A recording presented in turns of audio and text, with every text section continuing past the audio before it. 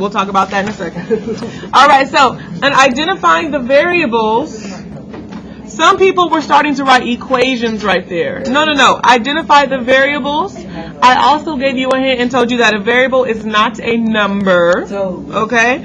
And I also, we kind of talked about this in the warm-up, but I don't think enough people were awake at that time. Okay? So when they talk about an X, when they want to identify the variables, and when I explained it like this, everybody was like, oh, okay.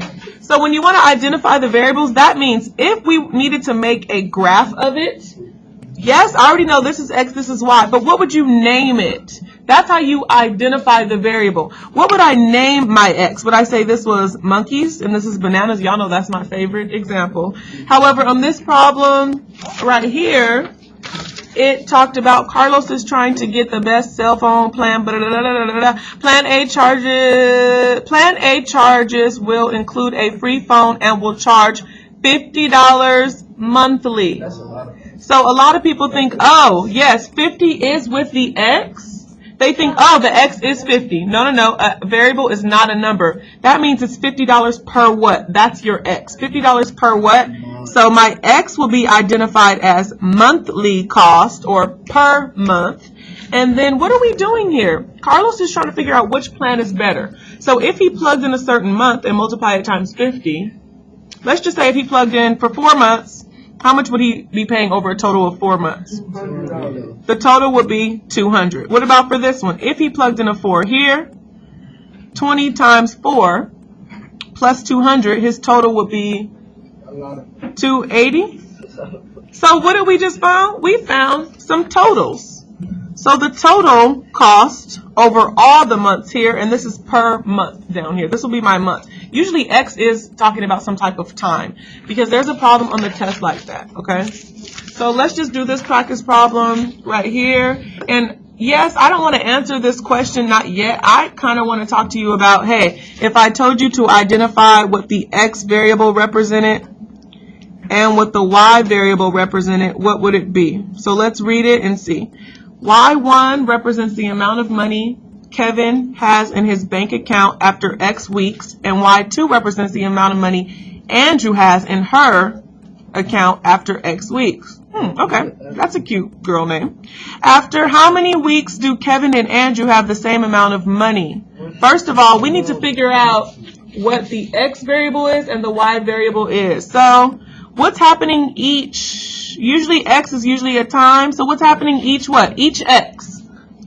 If I needed to say what X represented, read it. It tells you Y1 represents the amount of money Kevin has in his bank account after X weeks. So weeks would represent my X variable. It doesn't matter.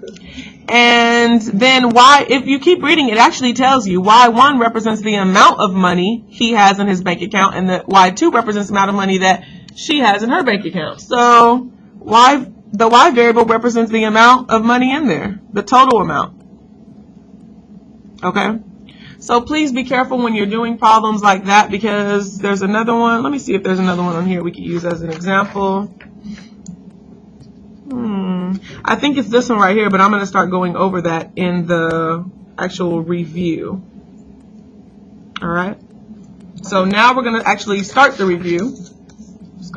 All right. So please take a look at the review. The first question is one that a lot of people were getting mixed up yesterday. Because I told y'all, I said don't get one solution and one line confused. You know what? No solutions, you still have to have, it looks like 2 lines. One solution, sorry, is it pause? Okay. No solution means you have 2 lines that are making no solution. One solution means you have 2 lines that is making one solution. Infinitely many lines, that's the one where it looks like one line. Now there's a problem just like this in the test, and people still get it wrong because they get the one solution and the one line mixed up. No solution is 2 lines that do what? That's no parallel. Be careful. What does that mean? That are parallel, that do not, they will not touch, and they're parallel. Okay, so please be careful. 2 lines, that could be 2 lines that go like that, or it could be 2 lines that are, as long as they're parallel, that will be no solution. Two lines that are parallel. Go ahead and draw that. I'm not going to draw it because you need to be following along with your review. You don't see it? Okay, we'll look in a minute. Don't cry, don't cry. One solution means two lines that touch once. Uh-oh, I can't spell. Touch one time. Touch once. So one solution, yeah, that looks messed up. Touch ones times, one time. Okay, so either two lines that make an X, they don't have to make a perfect X. It can make like a skinny X or a wide X, or it could cross down here. But one solution means they only touch one time. This is the one that looks like one line. So in this one, you basically just be drawing a line, and then there's another one on top of it, but it just looks like one line. That's one solution. I'm sorry, that's one line, which means it touches infinitely many times. It's touching all of the times, okay? Number two, what is this? This is how many solutions? One. That's one solution. So that could be kind of what that, I mean, you could draw that picture if you want to. It doesn't have to be perfect.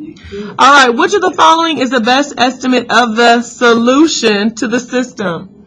Notice it says best estimate because, I'm sorry, this graph is so small, an ant can't even walk on that one. But let me zoom in. So if I can't even zoom in anymore on that one. So if I'm looking for my solution, it looks like it's close to, so that's like -1, negative, that's close to -2, up 1, 2, 3, 4. So I know it's in the negative and the positive. So I know it's negative something, positive something. Oh, that could help us. I know the first one is negative something, then the other one is a positive something. Okay, so it could be A. Could it be B? Does it? Sorry, I need to zoom in. It can't be B because B does not have a negative then a positive because it has to be negative then it goes up. So it can't be B. Could it be D? No, because both of those are negative. Look at -3, -1 is way down here. That's not close to my solution. Even 2.5, 5.5. 2.5 is that way. 5.5 is that way. That's not close either. It's going to be one of these. So it went -1.5, maybe close to -2, but how did it only go up 2.5? Yeah. No, 2.5 will be like up 1 square, 2 squares, and a half a square. Is it right there? No, it looks like the answer should be A for that one. Please be careful when you take your test tomorrow. There is one that's like a decimal solution, okay? Next one here, we just kind of talked about this one. This one, it does not ask you for a slope. It does not ask you for an equation. It says some values from two linear equations are shown in the tables. What is the solution to the system?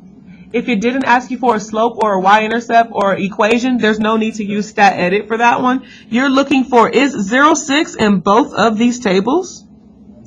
No. Is 3, 8 in both of these tables? Oh, look. Yes, 3, 8 is in both of the tables. That means that's the solution. Okay? All they did was they pulled the two tables apart. What you're used to seeing is you're used to seeing it like this in your calculator to where you would see like 3, 8, and 8. Same thing, but they pulled the two tables apart. Okay? Number 4, what would be the reasonable length and width of the rectangle below? This is kind of like a systems problem, but you can actually probably use guess and check for this one. So we know we got a rectangle. And it says the length of the rectangle is 4 times its width. So we know we have a length and a width. The length is, remember the length is, that's a key word. Length is 4 times. So should I write 4 what? X. 4x or 4w in this case because w is the width. Do not put 4 plus w. That would mean 4 more than the width, okay? So the length is 4w. We know that's w. It says the perimeter of the rectangle is 40 inches. Excuse me. The first thing I want you to check is make sure that each of these will be 4 times each other. They told you the length has to be 4 times the width. Check A. Is one of these 4 times the other? Is 5 times 4 equal 20? Good, so that could be an answer. What about B? Does 10 times 4 equal 30? So that can't be the answer because that doesn't even satisfy the first information. This over here, does 4 times 16, 4 times 4 give me 16? Yeah. Could be. And does 20 times that one? No. Wait, 20 times 4, I'm sorry, because it's 4 times. Does that equal that one? No. So it's either A or C. The other thing we need to make sure is the perimeter of the rectangle is 40. Which means if we add both of these 2 times, it has to equal 40. Let me show you. So if this side is 5, that's 20, and that's 20. I'm checking to see if A is going to add up to 40 because it says the perimeter has to equal 40. If I add that up, does it equal 40? Yeah. Actually, no. 20 plus 20 is 40. 5 plus 5 is 5 plus 5 is 10 more. So no, it can't be A because that perimeter actually equals 50. Let's double check and make sure C is our answer. I'm going to draw a little rectangle, put 16 and 4, 16 and 4. Add those up. Does that perimeter equal 40? Yes. P equals 40, so that looks like that's your answer. Hopefully you can remember the details on that one. Check and first make sure that the length of the rectangle is whatever it says it should be. Cancel out some answers. Then check the perimeter. Just remember, perimeter means adding all 4 sides, not just the 2, but the 4. Okay? Number 5, we already kind of talked about. It says Y1 represents the amount of money Kevin has in his bank account after X weeks, because X represents weeks, and Y2 represents the amount of money Andrew has in her account after X weeks. After how many weeks do Kevin and Andrew have the same amount of money? They're asking you for a solution, but they want to know just the weeks at where they have the same amount. So this is their money. Do they have the same amount? No. Do they have the same amount? No. Do they have the same amount? At which weeks is it? 4. Is it at 5? Because 5, they did highlight 5. No. It doesn't matter. It's actually at 4 when they have the same amount of money. 4 weeks is when they have the same. What is the same amount they have? $65. 65. They both have $65. All right? Got that? Okay, I'm going to move on. Number 6 is where we start the actual substitution method. Jason decided to use substitution method to solve the system. Do you know why he decided to use substitution? Maybe he was, yeah, he could have been bored, but I was kind of looking at the equations and I say, oh, I do have one loser here. There's no other losers. So that's the one way you know to use substitution method is if you see one thing with the loser. So it says, which of the following shows the correct X value? So we don't have to find X and Y. This one only asks us to find X. So I'm going to set up my 3 sections. How do we do that? Which one do we write here? Y equals negative X. Y equals negative X. Don't forget the plus 4. Then we have 3X plus 2Y equals 15. So the loser is Y, which means the Y is going away. I don't think I left myself enough room here. 3X plus 2 plug in. Then I'm going to put my equals 15. Sorry, I should have made my middle section a little bit bigger. So what goes in my parentheses? The Y is gone now. That negative. Don't forget the negative X plus 4. I'm squeezing it in there. I should have wrote a lot bigger. I'll remember to write bigger next time. So then I'm asking myself, do I need to distribute or is there a plus sign next to my parentheses? Thank you. So 3X, 2 times a negative X. 2X. Negative 2X. 2 times a negative X. Negative 2X. And then 2 times, don't forget to times it by that other number in the parentheses. That gives us an 8 equals 15. Now I got to start getting my X's together. So there's 3 X's and a negative 2X. That's just the X that's left over plus 8 equals 15. Am I actually solving for X? Yes, because it's X left so good. Once I find it, I'm done when I solve for X. Minus 8 minus 8. So X equals 15 minus 8. Whatever 15 minus 8 is, that is the X. 15 take away 8, that's your X value. Okay. Number 7, what would be the correct substitution step to solve the following system using substitution? On this one, does it ask you for like a full solution, X comma Y? No. Okay, so this one's just asking for that first substitution step. One rule I told y'all, I kept telling y'all, after you do that first step, you should not see 2 variables left. Once you do that plug-in step, you should not see, like B. B has an X here and a Y here. If you did that correctly, you should not have X and Y's left. So B can't even be an answer. I haven't even looked at this yet, but I know B cannot be an answer. What about C? C could be an answer. What about, D could too. Okay, so we know we at least counted out B. Nobody should be choosing B unless they're crazy. However, so who is the loser on this one? X is the loser. And then I write my equation here. So X is the one that's going to get replaced. So 4 parentheses plus 14 equals 6. Oops, not 16, 6y. So who gets plugged into the spot of the X? 3y. Not just 3y, careful. Negative 3y plus 5. And you don't have to keep moving on. Just look for that correct thing. So it can't be this one because they didn't. Wait, yeah. X was the loser, so X should have been out of there. It's D too. Is it C or D? C. Oh, yeah, it definitely can't be D because it looks like they got 2 different plugs. Yeah. Basically, Thank you, it's C. that was the easiest part. It was the easiest problem. So good. I'm so happy. Okay. Number 8. Number 8, there's a couple different ways you can go about doing this one. This is like a higher level thinking problem, but we should all be able to do. Okay. Notice, look at your equations. It gives you one with the loser, but then it's like they're making you use graphing method. And usually graphing method is only if you have y equals and y equals. So, I mean, many of us are really good at actually putting both of those in y equals. This one's already in y equals. You want to put this one in slope-intercept form, should I say, not y equals because it's slope-intercept form. I want to get the y by itself. That's one way to do it. So let's go ahead and get the y by itself because both of these need to be solved for y equals mx plus b if we want to see what the graphs look like. So if I want to get the y by itself, I box my y opposite of x over here. So I have y equals 3 minus 2x. Do I need to divide by what's in front of the y? Oh, yeah. Is there a number here to divide by?